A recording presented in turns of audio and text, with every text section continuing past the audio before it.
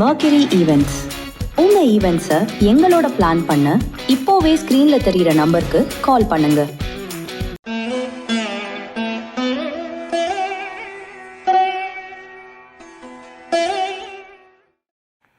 ஓம் சரணாகத தீனார்த்த பரித்ராண பராயணே சர்வஸ்யார்த்திகரே தேவி நாராயணி நமஸ்துதே. வணக்கம் நேயர்களே, இது மகாலட்சுமி ஜோதிடம் வழங்கும் காலச்சக்கரம். உங்கள் அன்பு ஜோதிடர் ஸ்ரீராம்ஜி பேசுகிறேன். அனைவரும் நலமுடன் இருக்கிறீர்களா? நன்றாகத்தான் இருப்பீர்கள், நன்றாக இருக்க வேண்டும். இன்றைய காணொளியில் நாம் காண இருப்பது தனுசு நன்மைகள் மற்றும் ஒவ்வொரு லக்னத்தினுடைய பாசிட்டிவ் பக்கங்கள், அதாவது நல்ல விஷயங்கள் மற்றும் தொடர்ச்சியாக பார்த்துட்டு வரோம். அந்த வகையில் இன்றைக்கு தனுர் லக்னம். இந்த தனுர் மண்டலத்தை பற்றி சொல்லணும்னா, இது காலபுருஷனுடைய பாக்கியஸ்தானம். காலபுருஷனுடைய அதிர்ஷ்டங்களை, பாக்கியதையை, முன்னேற்றத்தை தரக்கூடிய ஸ்தானம். 9ஆம் வீடு. இந்த வீட்டுக்கு அதிபதியாக வர்றவர் பாருங்க, குரு பகவான். இருக்கிற நவகிரகங்கள்லேயே பெரிதாக நெகட்டிவான பலன்களை தராத ஒரு கிரகம்னா குரு தான். சில பேருக்கு இதில் கருத்து வேறுபாடு இருக்கும். சார், கன்னி லக்னம், மிதுன லக்னம், ரிஷப லக்னம், துலா லக்னத்துக்கெல்லாம் குரு கெட்டவர் இல்லையா அப்படின்னு. உண்மைதான். ஆனால் ஆதிபத்திய ரீதியான கெட்டவர் மட்டும்தான் அவர்.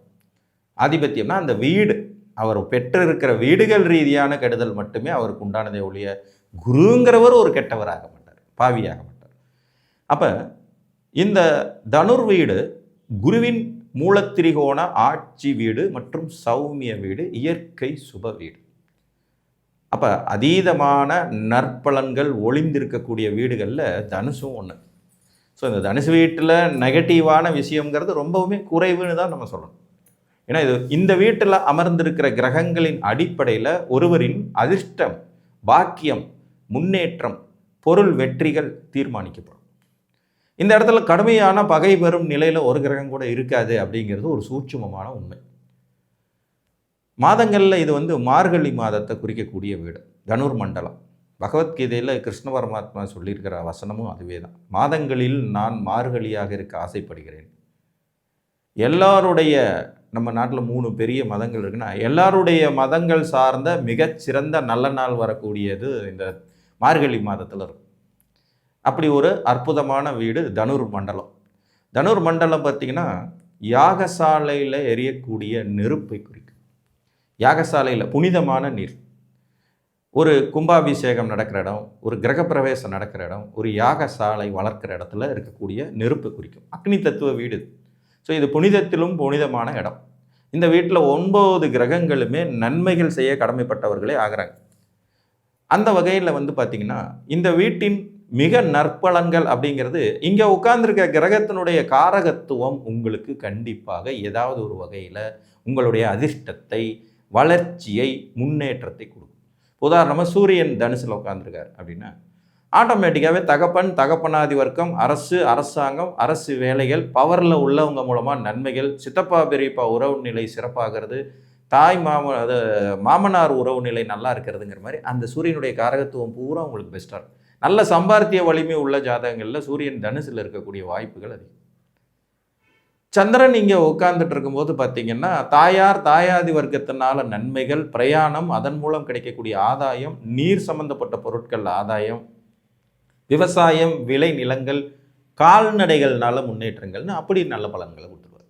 ஸோ சந்திரனுக்கும் இந்த வீடு சிறப்பு. செவ்வாய் இங்கே உட்காரும்போது மருத்துவம், மருத்துவத்துறை, கன்ஸ்ட்ரக்ஷன் பிஸ்னஸ் அதில் சாதிக்கிறது, சகோதர வர்க்கத்தின் மூலமாக நல்ல ஆதாயம் கிடைப்பது, நல்ல நண்பர்கள் ஏற்படுறது, யூனிஃபார்ம் சர்வீசஸில் சக்ஸஸ் பண்ணுறது, ரியல் எஸ்டேட் தொழிலில் பெரிய லெவலில் முன்னுக்கு வர்றதுங்கிற மாதிரி அவரும் கொடுத்துருவார். புதன் இங்கே லக்னத்தில் தனுசில் உட்கார்ந்துட்டு இருக்கும்போது பார்த்திங்கன்னா இந்த லக்னத்துக்கு ஒரு பாதகாதிபதி, மாரகாதிபதி, கேந்திராதிபதினெல்லாம் எடுத்துட்டாலும் கூட அறிவுசார் விஷயங்களில் ஜாதகரை வெற்றி கொள்ள வைப்பார். அம்மான் வழி உறவுகள், அதாவது தாய் மாமன், அத்தை மாமனார் மாதிரியான உறவுகள் மூலமாக வெற்றி வகை சுடுவது, நல்ல அத்தை மாமா உறவு கிடைக்கக்கூடிய யோகிதைகள், கல்வியினால் மேன்மை, இளமையிலேயே நல்ல புத்திசாலித்தனம், புத்திசாலித்தனத்தை வெளிப்படுத்துவது, எழுதுவது, இயங்குவது, இயக்குவதன் மூலமாக வெற்றியை தருவது.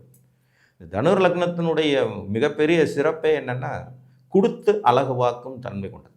கொடுத்து அழகுவாக்கு. அப்போ இந்த லக்னத்தில் பிறந்தவங்க மோஸ்ட்லி பெருசாக மற்றவங்களை வஞ்சிச்சோ, சூழ்ச்சி பண்ணியோ, டெக்னிக்கலாவோ எல்லாம் போக மாட்டாங்க. Straight forward character. கோபம் மூக்கு மேலே இருக்கும், ஆனால் குணமுள்ள கோபம் அப்படின்னு அதை சொல்லலாம். கொஞ்சம் மிலிட்ரி ஆஃபீஸர் மாதிரி தான் நடந்துக்குவாங்க. பொருள் எடுத்த இடத்துல இருக்கணும், வச்ச இடத்துல இருக்கணும்னு. ஆனால் எல்லாமே ஒரு கண்டிப்புடு, அதாவது அரவணைப்புடன் கூடிய கண்டிப்பை வெளிப்படுத்தும் ராசி. நம்ம சின்ன பிள்ளைகளை பார்த்தா வாத்தியார்களை ஞாபகத்தில் வச்சுக்கோங்க. அவங்களுடைய கண்டிப்பு எப்படிப்பட்டது? நம்மளை ஒழுங்குபடுத்துறதுக்கான கண்டிப்பு இல்லையா? அதுதான் தனுர். தலைமை நீதிபதிகளையும் மடாலயங்களையும் அறிவுசார் இடங்களையும் அதிகாரமான சூழல்களையும் நீதிமன்றத்தையும் குறிக்கக்கூடிய வீடும் தனுசு தான். அறிவு அரசர்களை உருவாக்கக்கூடிய இடம் இது. நிதி நிர்வாகம் சம்பந்தப்பட்ட துறைகளை தேர்ந்தெடுக்கக்கூடிய இடமும் இதுதான். பேங்க்கு, வங்கி சார் இடங்கள், ஃபைனான்சியல் செக்டார்ஸு, கந்துவட்டி மாதிரியான தொழில்கள், இதெல்லாம் குறிக்கிற கிரகமும் குரு தான். இந்த வீடு தான். ரிசர்வ் பேங்க் ஆஃப் இந்தியான்னு சொல்கிறாங்க இல்லையா, அந்த இடம் தனுசு. பாராளுமன்ற கட்டடம் தனுசு. சுப்ரீம் கோர்ட்டு தனுசு. ஸோ இந்த வீடு உயர்ந்த பதவியில் இருக்கிறவங்களையும் உயர்ந்த இடத்திலிருந்து மக்களை கண்காணிக்கிறவங்களையும் கட்டுப்படுத்துகிறவங்களையும் குறிக்கிற வீடாக வருது. சுக்கிரன் இங்கே இருக்கும்போது வாழ்க்கை துணையினால் ஆதாயம், பொருளாதார வெற்றி, பெண்களுக்கு உபயோகப்படுற மாதிரியான தொழில்கள், மனைவி சொத்தோடு வந்து சேரக்கூடிய யோகிதைகள், படித்த வேலைக்கு போகக்கூடிய வாழ்க்கை துணை கிடைக்கக்கூடியது, அழகான பெண் மனைவி அமையக்கூடிய யோகிதை, அந்த மாதிரி பெண் சார்ந்த விஷயங்கள்ல ஆதாயத்தையும் நன்மைகளையும் கொடுத்துடக்கூடியதாக வரும். சூரியன், சந்திரன், செவ்வாய் இருந்தாலும் சரி, புதன், சுக்கிரன் இருந்தாலும் சரி சிறப்பு. குரு இருந்தால் கேட்கவே வேண்டாம். அவர் அந்த வீட்டுக்கே ஆதிபத்தியம் பெறக்கூடியவர். நல்ல சம்பாத்திய வலிமை, முன்னேற்றம், பாக்கியம், நல்ல தகப்பன், அதிர்ஷ்டம், பேராற்றல், உயர்கல்வி, ஒழுக்கத்தினால சிறப்பை பெறும் யோகிதைகள் போன்றவற்றை கொடுத்துருவார். ஸோ இதுவும் ஒரு சிறப்பான அமைப்பு தான் குருவுக்கு. அவருக்கு அது ஆட்சி மூலத்துரியான வீடுங்கிறதுனால. ஈவன் சனி பகவான் நீங்கள் உட்கார்ந்தாருன்னா பார்த்தீங்கன்னா நல்ல வேலை, அதனால உழைப்பு, அதன் மூலம் முன்னேற்றம், நல்ல வேலைக்காரங்க அமையிறது, பெரிய பெரிய நிறுவனங்களை இவங்க வேலை செய்கிறது அல்லது நிறுவனங்களை நடத்துறது, பூமிக்கடியிலிருந்து கிடைக்கக்கூடிய பொருட்கள்னால் ஆதாயம், உயிரை கொடுக்குற வேலைக்காரங்க அமைஞ்சு அதன் மூலம் நீங்கள் வாழ்க்கையில் வளர்ச்சி அடையக்கூடிய அமைப்பு, சோம்பல் குணத்தை குறைத்து சுறுசுறுப்பை அதிகப்படுத்தி அதன் மூலம் வெற்றி பெறும் யோகிதைகளையும் தனுர்மண்டலத்தில் சனி உட்காரும்போது கொடுத்துருவார். ராகு கேதுகளுக்கும் இது மோசமான வீடு இல்லை. ராகு அமர்ந்தாலும் உங்களுக்கு வெளிநாட்டு வாழ்க்கை, கம்ப்யூட்டர் துறையில் புலமை, அந்நிய தேசத்தில் டாலர்களில் சம்பாதிப்பதற்கான யோகிதைகள், information technology, nano technology, robotic engineering மாதிரியான துறைகள், மருத்துவத்துறையில் சாதிப்பது, மருந்து உபகரணங்களை தயார் பண்ணி அதில் பெரிய ஆளாகிறதுங்கிற மாதிரி அமைப்பை கொடுப்பார். கேது அமர்ந்தார்னா ஞான மார்க்கத்தின் வழிகாட்டுதல்கள், இறை வழிபாட்டின் மூலமாக கிடைக்கக்கூடியது, ஆன்மீகம் சார்ந்த தொழில்கள், அதில் நல்ல இது மத பிரசங்கம் செய்யக்கூடிய அமைப்பு, மத குருமார்களாக அறியப்படுவது, நல்ல உயர்ந்த மருத்துவரை உருவாக்குறது, கை சேர்ந்த ராசிகரமான மருத்துவர், அதாவது கைராசி டாக்டர்னு சொல்லுவாங்க இல்லையா, அதையெல்லாம் கொடுக்கக்கூடிய அமைப்பு கேது கொடுப்பார். நல்ல ஞானமான உருவாக்குவார். பக்தி மார்க்கத்திலேயே வாழ்க்கையில் வெற்றி அடைகிற அமைப்பை கேது தனுசுல உட்கார்ந்து தருவார். ஸோ 9 கிரகங்களுமே இந்த வீட்டில் பாசிட்டிவான பக்கத்தை வெளிப்படுத்துபவை. இந்த வீடே ஒரு பாசிட்டிவ் எனர்ஜியான வீடு. என்ன ஒரே விஷயம், இது ஒரு உபய லக்னம். அப்போ இந்த உபய லக்னத்தினுடைய பலகீனம் இதுக்குள்ளே இருக்கும். இந்த இடத்துல உட்கார்ற கிரகங்கள் எல்லாமே பாசிட்டிவ் பக்கத்தை வெளிப்படுத்தும்னாலும் கூட அதை 50% தான் வெளிப்படுத்தவே முடியும். அந்த வீட்டின் தன்மையே அந்த மாதிரி. இந்த லக்னக்காரங்களும் அப்படி தான். 50% வெற்றியாளர்களை உருவாக்குற அதே தனுசு லக்னம் 50% தோற்று போகிறவங்களையும் கடைசி வரைக்கும் லைஃப்பில் செட்டிலே ஆகாதவங்களையும் உருவாக்கும். 55 வயசில் கேட்பார், நான் புதுசாக ஒரு தொழில் தொடங்கலாமா அப்படின்னு, தனுசு லக்னம்.